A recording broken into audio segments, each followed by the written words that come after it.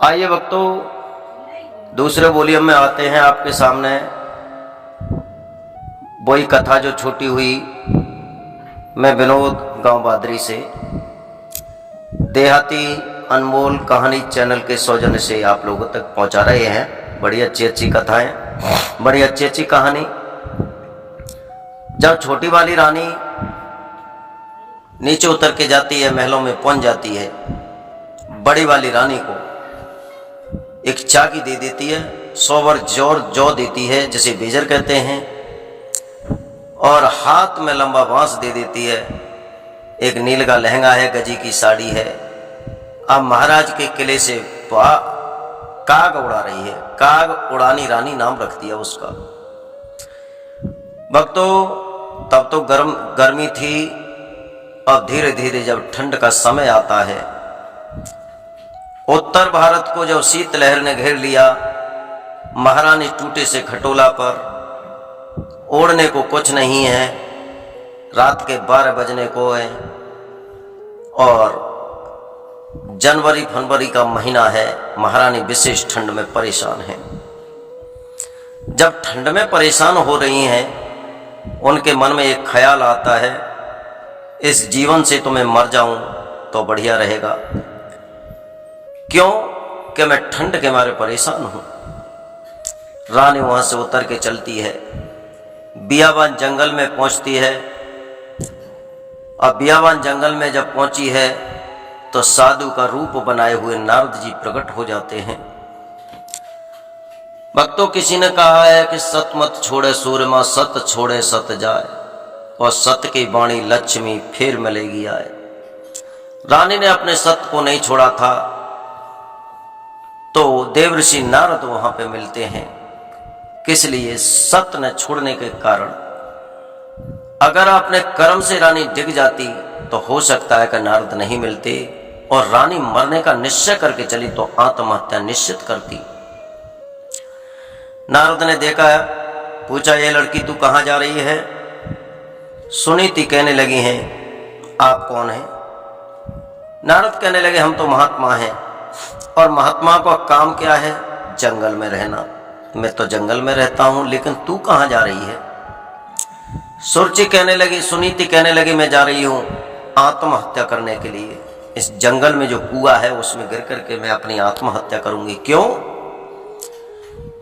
कहने लगे, इसलिए आप देख रहे हैं, अगर मेरे भाग्य की लिलारी को पहचान रहे हैं, क्या तेरे चेहरा पे वो लकीरें दिखाई दे रही हैं कि तू राजा की कुमारी है, तो ये भी आप जानते होंगे कि क्यों मरने के लिए जा रही है।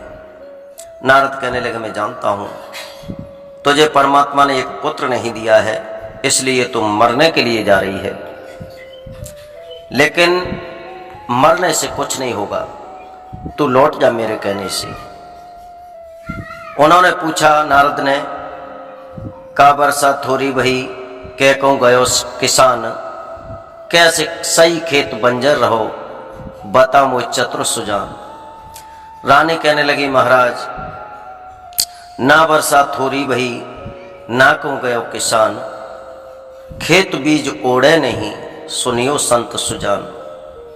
पता नहीं है, मेरे भाग्य में कोई पुत्र नहीं है, और मेरे महाराज ने दूसरी शादी की है। मेरी सौत का नाम है सुरुचि, और उन्होंने मुझे घर से निकाल दिया है, मेरा सब अधिकार छीन लिए हैं। रात्रि में ठंड पड़ती है, मुझे ओढ़ने को कपड़ा नहीं है। मैंने सोच लिया, इससे तो मरना ही ठीक है। नारद कहने लगे, तू लौट जा रानी, मेरा आशीर्वाद है कि आज से 9 मास बाद तेरी गोदी में एक खिलौना आ जाएगा, सबके चेहरा पर मुस्कान आ जाएगी। रानी कहने लगी, मैंने बहुत देखे हैं, संत बड़े झूठ बोलने वाले होते हैं, आप बड़े झूठ बोलते हो। कहने लगे, क्यों? अगर ऐसा ना हो तो ये कुआं कहीं चला ना जाएगा, और ना तू कहीं चली जाएगी। 9-10 मास बाद फिर आ जाना, इस कुआं में गिर जाना और मर जाना। कहने लगे हैं संत नारद, और वचन चाहे पड़ जाए फीका, लेकिन संत वचन पत्थर की लिखा। मैं सत्य कह रहा हूं। रानी वहां से लौट आती है, आकर के उसी खटोला पर सो जाती है। सुबह होता है, दिन में महाराज उत्तान पाद कहने लगे अपने मंत्री से, जब अयोध्या सम्राट ने ऑर्डर किया है, ए मंत्री, आज हमारा मन करता है कि हम कहीं आखेट करने के लिए जाएंगे, हमारे साथ में सैनिक होने चाहिए।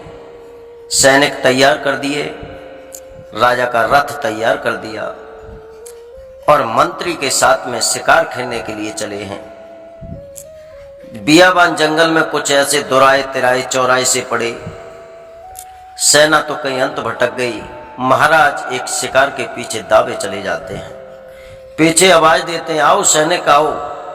आगे घोड़ा दाबते हुए जाते हैं, पीछे आवाज करते हैं, आओ सैनिक आओ। लेकिन सैनिक तो इधर उधर भटक गए, न तो महाराज को सैनिक दिखाई दे रहे हैं, न सैनिकों को महाराज दिखाई दे रहे हैं।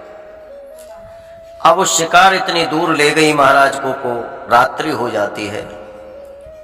जब शाम का वक्त हो जाता है, सभी सिपाही लौट करके आते हैं। छोटी वाली रानी से कहते हैं, महारानी साहिबा माफ करना, महाराज को हमने बहुत तेरा पीछे से देखा लेकिन कहीं दिखाई नहीं दिया।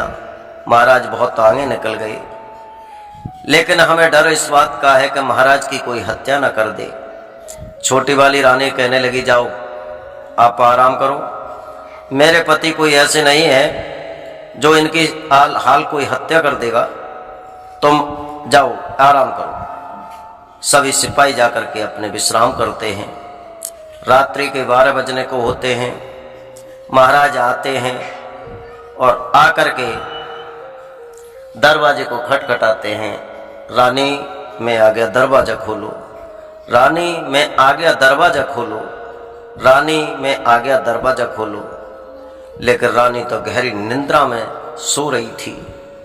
महाराज के दिमाग में झटका लगता है और कहते हैं, नहीं नहीं, अब मैं आवाज देने वाला नहीं हूं, आज मौका लग गया है तो बड़ी वाली रानी को देखता हूं। बड़ी वाली रानी के दरवाजे पर जाकर के आवाज लगाते हैं, रानी दरवाजा खोलो, रानी दरवाजा खोलो, रानी दरवाजा खोलो। लेकिन रानी तो उस समय नींद कहाँ थी, उस दुखिया को जग रही थी। रानी ने अपने मन में निश्चय कर लिया कि आज मेरी सौत ने मेरे पति को भेजा इसलिए कि आज मेरी हत्या निश्चित है, मुझे मार देंगे। रानी ऊपर से आवाज दे रही है, महाराज आज का मेरा वध करने का आपका इरादा है, घनिष्ठ रात्रि हो रही है, लेकिन आप इस समय कहां से आए हैं? एकदम राजा कहने लगा, महारानी आप दरवाजा खोलो, अगर कहीं छोटी रानी जग जाएगी तो बहुत ऊधम मचाएगी।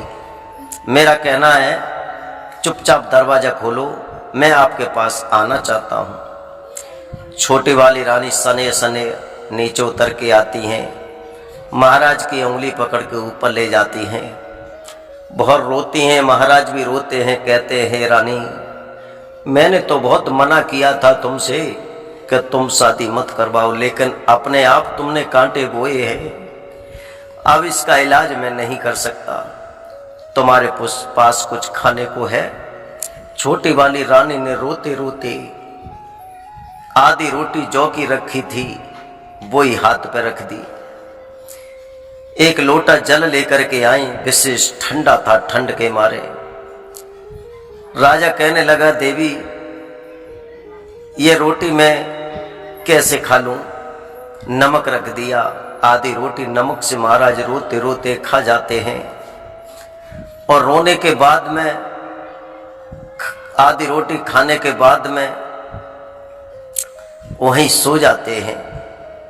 सो जाते हैं भक्तों, परमात्मा की कृपा होती है। सुबह 4 बजते हैं, घड़ियाल ने घंटा में मोगरी मारी, 4 बजा दिए।